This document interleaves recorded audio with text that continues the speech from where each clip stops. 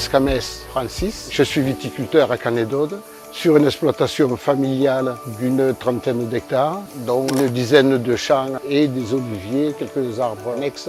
Je suis installé depuis 1973 et j'ai la satisfaction d'avoir une continuité sur l'exploitation avec la présence de ma fille.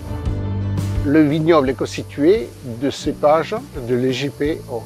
La cave coopérative se charge d'écouler ce produit. On a intégré le groupe 30 000 par nécessité absolue. Le village était dans le collimateur du Grenelle de l'environnement. Il y avait un problème sur le captage de l'eau potable du village. On s'est approché de la chambre d'agriculture, on a demandé un accompagnement et nous avons été entendus et écoutés. Et grâce à ce fonctionnement, nous avons développé énormément d'activités.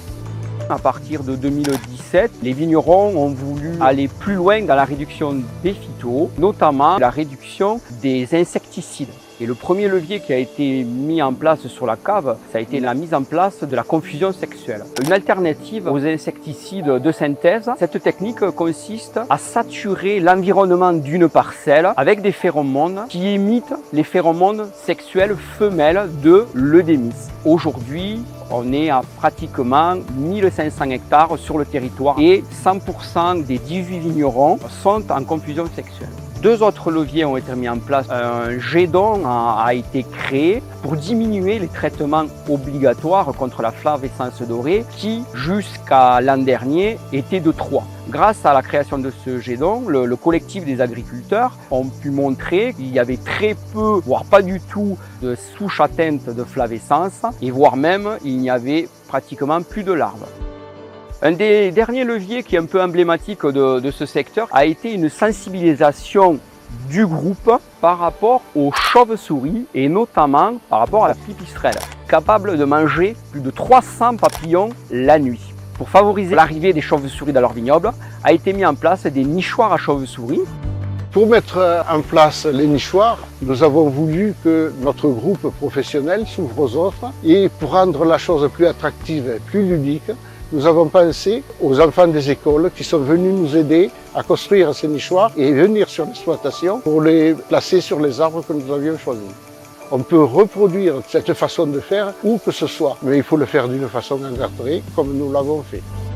Pour mettre en place tous ces chantiers qui concernent les chauves-souris, nous sommes donc rapprochés du groupe Défi du Narbonnais par l'intermédiaire de notre animateur pour pouvoir bénéficier de tout leur acquis et leur connaissance. Grâce à cette méthode, les vignerons ne font plus du tout d'insecticides liés à l'eudémis. Un gain lié à leur santé et surtout par rapport à l'environnement sur le territoire. Avec ces méthodes cumulées, on arrive pas loin de 100% d'efficacité et quand les vignerons rentrent leurs raisins, on a un état sanitaire plus que satisfaisant. L'avantage important, c'est l'échange. On n'est pas seul sur un territoire, on a besoin de rencontrer les autres acteurs, c'est-à-dire les professionnels, mais également les gens de la municipalité, le citoyen lambda. Ça nous a apporté beaucoup de pouvoir échanger entre nous et de nous ouvrir aux autres.